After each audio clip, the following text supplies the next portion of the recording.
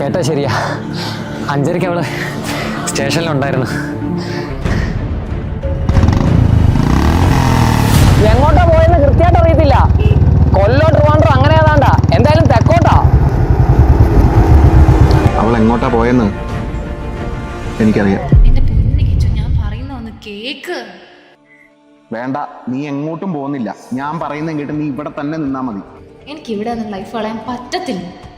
നമുക്ക് രക്ഷപ്പെടണ്ടേ കിച്ചു? കിച്ചു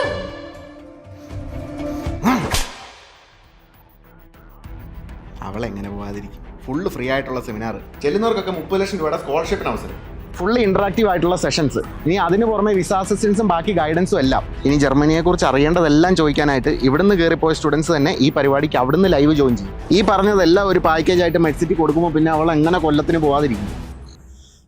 എടാ, ഇതൊക്കെ അല്ലെങ്കിൽ തന്നെ അവള് പോകുമെന്ന് എനിക്കറിയാം.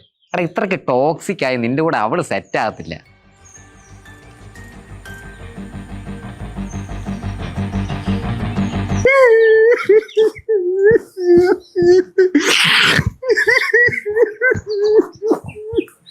എടാ പോട്ടെ.